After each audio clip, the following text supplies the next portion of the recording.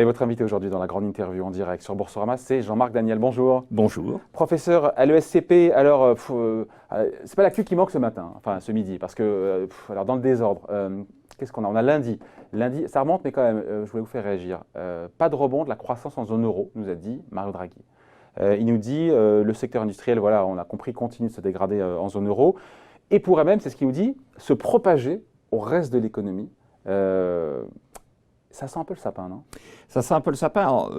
Rien de grave non plus, mais sans que ce soit totalement dramatique. Pourquoi? Quand même, hein. Parce qu'on est dans une situation et dans une zone grise. On voilà, zone dans une grise grise et qui correspond à ce que je dis depuis plusieurs années, c'est que l'économie est cyclique.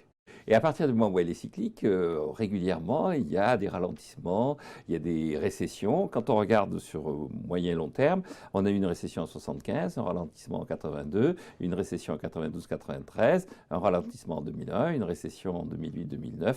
Et donc, on est 8, 9, 10 ans après la récession précédente. Il est normal qu'effectivement, les entreprises rentabilisent leurs investissements. Une récession en 2012-2013 dans zone euro, hein.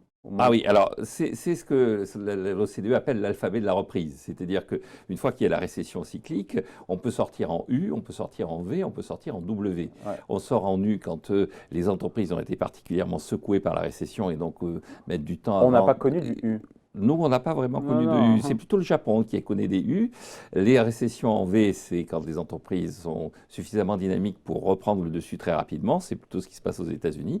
Et puis le W, c'est quand les erreurs de politique économique... C'est nous. C'est nous. C'est nous. C'est nous. Et donc, c'est quoi les erreurs de politique économique? C'est de faire des politiques budgétaires beaucoup trop expansionnistes par rapport à la réalité de la récession, avec comme conséquence la nécessité de corriger avec des plans d'austérité qui ont touché toute l'Europe du Sud et fait le W. Ouais, mais pour revenir à la BCE, qu'est-ce qu'elle peut faire de plus aujourd'hui, la BCE? On a le sentiment quand même qu'elle manque cruellement de cartouches maintenant. Mais je crois qu'on s'est fait des illusions sur les capacités de la politique monétaire. Là aussi, autrefois, les vieux économistes qui ont connu l'image d'Aftalion, Aftalion était un économiste du début du XXe siècle, donc c'est une époque quand même relativement révolue, mais il expliquait que la politique monétaire, c'était comme une fenêtre dans une pièce. C'est-à-dire quand il fait chaud, quand il y a de l'inflation, quand on est en surchauffe, on ouvre la fenêtre et ça refroidit la situation économique. Ouais. En revanche, quand il fait froid, on ferme la fenêtre, ça évite le refroidissement, mais ça ne réchauffe pas la pièce. Et ce qui va réchauffer la pièce, ce qui va faire de la croissance, c'est l'investissement. Et je pense que le véritable débat qui est en ce moment autour d'une relance budgétaire éventuelle, c'est... Elle appelle à l'aide d'ailleurs. Elle appelle à l'aide. Elle appelle à l'aide en disant, voilà, nous on a fait le job maintenant, au gouvernement qui ont des marges de manœuvre pour le faire, on voit quand même qu'il y a une réponse, malgré tout. On voit l'Allemagne, il n'y a pas un grand plan de relance, mais ils ont mis comme 100 milliards d'euros sur leur plan climat. Les Néerlandais, 50 milliards d'euros dans les technologies vertes. En desserrant un peu les cordons de la bourse. Le gouvernement néerlandais, mais qui ont des marges. Les mecs, ils ont un point d'excédent budgétaire. Voilà, ils ont des marges parce qu'ils ont géré leurs finances publiques de façon contracyclique. C'est-à-dire, il y a un cycle, dans la période faste, on rétablit la situation des comptes et on laisse filer les déficits dans la période qui est la période de récession, de ralentissement. Le véritable poids lourd, le poids mort, la difficulté qu'il y a en zone euro, c'est qu'il y a des pays qui ne sont pas en capacité de faire ces relances budgétaires, de soutenir l'activité économique. Et ça, c'est nous. Et c'est nous. Ça, c'est nous. C'est accessoirement l'Italie, mais c'est surtout nous. C'est nous, avec ce discours absolument invraisemblable qu'avait tenu notre président de la République à Aix-la-Chapelle quand il avait reçu le prix Charlemagne, où il avait dit il faut se débarrasser du fétichisme des excédents budgétaires. Ce n'est pas un fétichisme, c'est une forme de nécessité économique. Ouais. Après, on a eu François Villeroy de Galhau. On reste dans le côté BCE, après on parlera de la politique budgétaire, qui dit quand même, enfin il l'a dit hier lors d'un discours, qui n'était pas favorable à cette reprise des rachats d'actifs du QE. Qui ne s'impose pas rachat d'actifs, dit-il, au vu des taux d'intérêt de long terme, des taux souverains qui sont déjà hyper bas.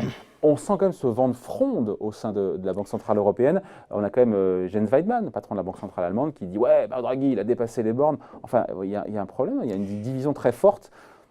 Oui, il y a une division qui apparaît. Je pense qu'il y a un effet de circonstance. C'est-à-dire qu'il y a une nouvelle présidente qui va prendre ses fonctions d'ici le mois de novembre. C'est pour lui foutre la pression. Et donc, chacun marque son territoire. À partir du moment où la Bundesbank a marqué assez nettement son territoire, il était normal que le gouverneur de la Banque de France lui-même affiche sa position.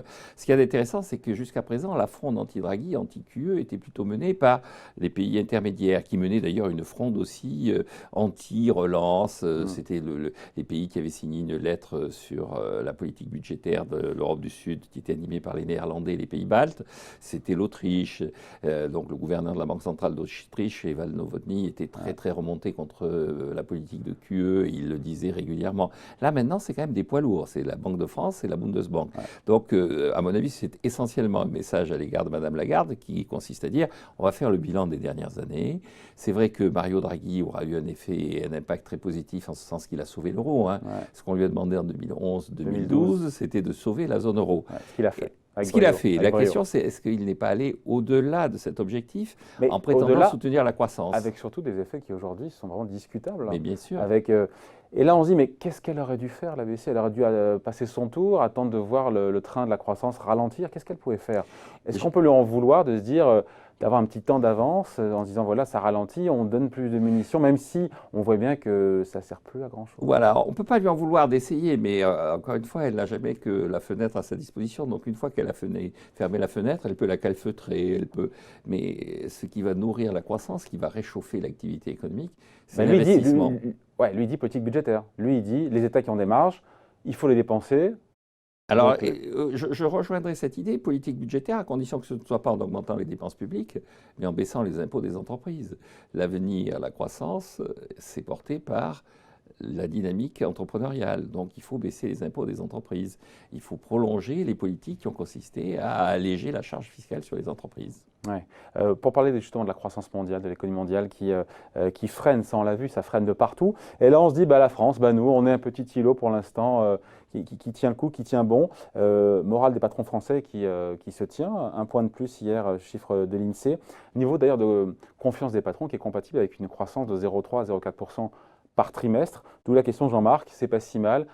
Il y a une exception française qui durera ce que ça va durer? Oui, je crois que ce soit une double illusion. D'abord que la situation soit si favorable que ça. Je rappelle quand même qu'en 2017, on était aux alentours de 2,2, 2,3% de croissance. Bon, là, maintenant, on est à 1,3% de croissance. On a quand même perdu un point de croissance. Oui, mais les Allemands sont en récession. Alors, les Allemands sont en récession et je pense que le 1,3, malgré quelques indicateurs qui sont des indicateurs rassurants, sera dur à tenir.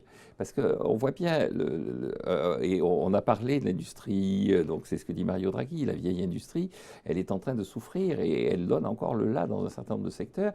On voit bien que l'automobile est en position délicate. Partout dans le monde. C'est assez rare d'avoir tous les marchés automobiles du monde qui freinent en même temps. Et qui freinent en même temps. Et donc, qu'on écoute les discours aussi bien de la direction de Nissan qui est en train de se défaire après avoir essayé de reprendre le pouvoir par rapport à Renault, que l'on écoute les discours de Marie Barra, la directrice générale de General Motors, ou ce que disent en ce moment les directeurs et les responsables, que ce soit M. Senna ou Carlos Tavares, on a partout cette conviction qu'effectivement, désormais, le marché automobile est en train de ralentir et il va y avoir un effet domino, il va y avoir un effet d'accélération inverse. C'est-à-dire, ça ralentit dans l'automobile, puis ça va ralentir dans la sidérurgie, et puis progressivement, ça va se diffuser.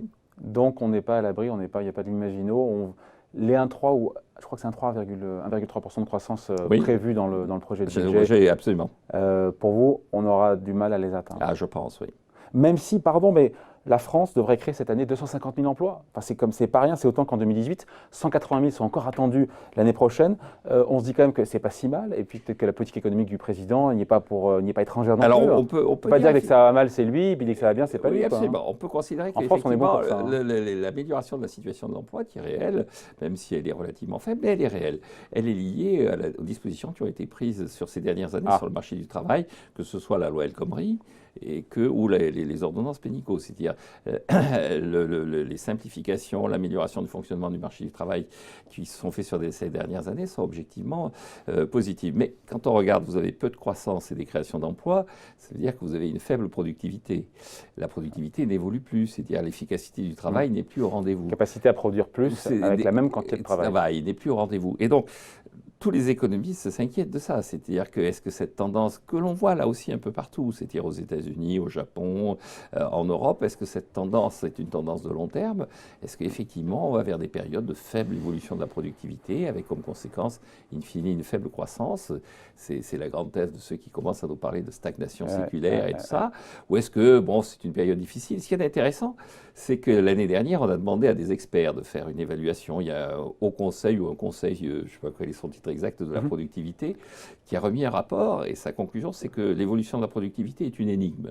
Donc, ça avance pas beaucoup avec ça. C'est-à-dire, on ne sait pas très bien ce qu'il faut faire pour relancer la dynamique de la productivité. En cette rentrée, qu'est-ce qui inquiète Jean-Marc Daniel? Parce qu'on voit des banques centrales qui sont proactives, qui sont là, avec encore une fois une Fed qui maintenant a baissé une deuxième fois ses taux en 2 mois, mais qui se dit on va attendre un petit peu. Une BCE qui sort le bazooka avec une fronde en interne.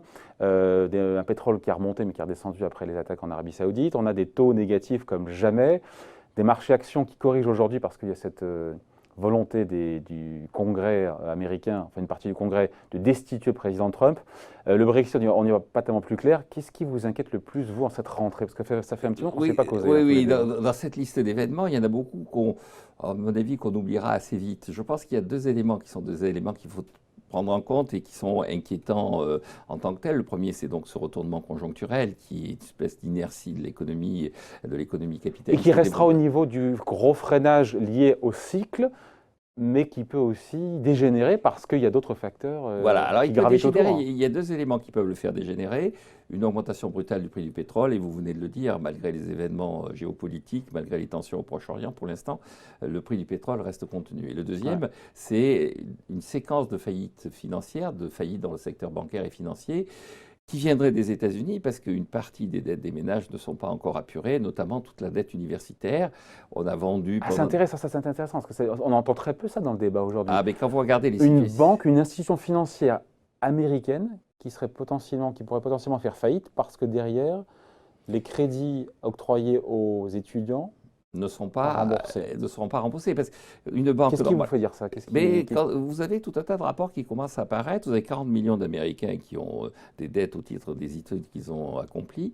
Et sur ces 40 millions d'Américains, vous en avez 8 millions qui ont des diplômes qui ne sont pas valorisés à la hauteur de ce qu'ils espérer quand ils vont engager leurs études. Oui, mais c'est rien à voir. Pardon, les montants en jeu. Pardon, Jean-Marc, sur le principe, vous avez raison. On peut dire ça aussi des crédits auto aux États-Unis, mais les montants en jeu sont quand même assez faibles. Alors, quand on se compare par rapport au subprime immobilier, on n'est pas du tout dans la même ordre de grandeur. On est à peu près dans le même ordre de grandeur. Avec ceci, de plus, c'est que dans les subprimes, il y avait une sorte de garantie qui s'est révélée très fragile, qui était les maisons. On pouvait récupérer les maisons. Alors que là, il y a rien à récupérer. On récupère les diplômes. Voilà, on récupère le diplôme. USCP New York. La banque, on récupère le diplôme. Elle dit voilà, le garçon, il a le diplôme, mais ce diplôme. On rigole, mais c'est pas drôle en plus. Et donc, concrètement, il y a quand même des fragilités financières sur un certain nombre de secteurs qui pourraient, là aussi, encore une fois, amplifier la dynamique conjoncturelle. La deuxième source d'inquiétude, c'est le fait que les finances publiques n'ont pas été rétablies dans un certain nombre de pays. Mais ça, donc, les déficits... vous êtes pas, moi je l'adore, Jean-Marc, vous n'êtes pas sur un combat d'arrière-garde, là. Toute la littérature, aujourd'hui, tout ce qu'on nous a appris, a l'air d'être négatif, peut-être sur plusieurs années, pas décennies, mais années. Est-ce que ça ne change pas complètement? Quand on voit des Néerlandais qui disent oui, on va investir dans la transition écologique, les Allemands, gros plan climat, 100 milliards, est-ce que quand la dette rapporte à l'État, c'est pas le moment d'investir intelligemment, pas dans la dépense courante, pour préparer la croissance future des prochaines générations? Ce combat qu'on pouvait avoir quand les taux d'intérêt à 10 ans étaient à 4-5% sur la dette française, ça a du sens encore aujourd'hui quand les taux sont à quasiment à 1,5 les taux d'intérêt réels étaient négatifs dans les années 70 du fait de l'inflation. Et lorsqu'on a lutté contre l'inflation, les taux d'intérêt sont devenus assez brutalement positifs. Et donc, il y a eu quand même... Alors, taux d'intérêt réel négatif, c'est taux d'intérêt nominal, défalqué, déduit de l'inflation. De l'inflation, donc dans les années 70. On vit la même chose aujourd'hui? C'est-à-dire qu'aujourd'hui, on a une illusion... Pardon, putain, c'est un peu compliqué, c'est une illusion d'inflation nominale, de taux d'intérêt nominaux qui sont hyper faibles, mais en réelle déduction faite du coût de la vie, on est pareil que dans les années 70? Mais on est pareil en ce sens qu'effectivement, comme ils sont négatifs, l'inflation est faible, mais elle n'est pas totalement inexistante, et donc on a des taux d'intérêt réels qui sont négatifs, ce qu'ils étaient déjà dans les années 70. Même si les taux d'intérêt étaient facialement beaucoup plus élevés, mais avec une inflation qui est encore plus élevée. Sauf qu'il y a eu un moment où il y a eu une emballée sur les taux d'intérêt, et dans les années 80-90, tout le monde s'est retrouvé avec des dettes publiques qui, à l'époque, heureusement, étaient moins importantes. Oui, mais l'inflation ne revient pas. Cette énigme, pour la grande énigme, c'est la productivité, elle est liée. C'est l'absence de retour d'inflation dans des pays, là je parle au professeur, qui sont en plein emploi. L'Allemagne, les États-Unis, le UK, des pays, on nous a appris la courbe de l'affaire, c'est ça? Philips, pardon. L'affaire, c'est autre chose. La courbe de Philips, c'est autre chose. Pas bien. Non, mais que quand on arrive au plein emploi, l'inflation revient. Oui, justement, il n'y aura pas d'inflation.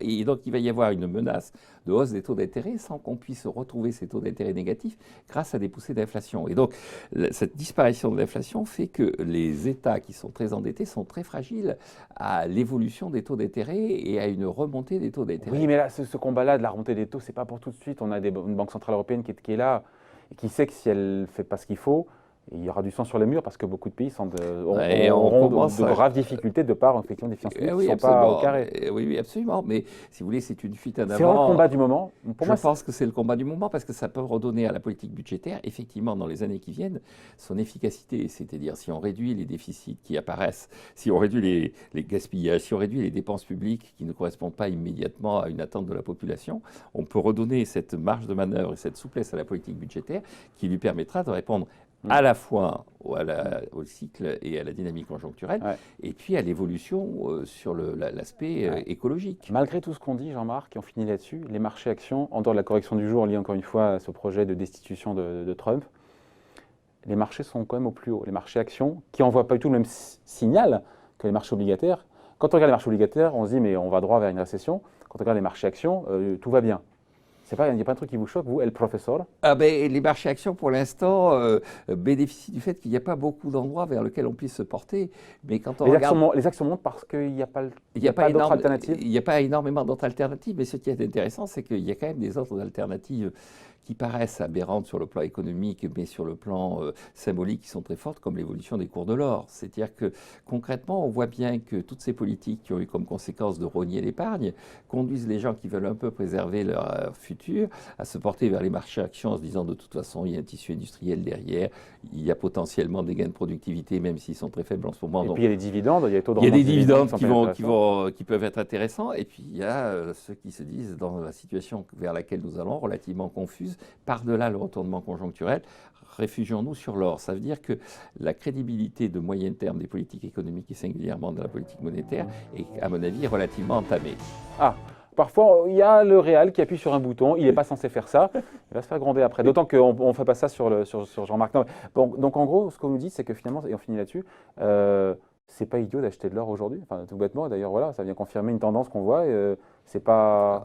Économiquement parlant, c'est idiot, mais en tant qu'épargnant, je pense que c'est un réflexe assez naturel. Bon, voilà.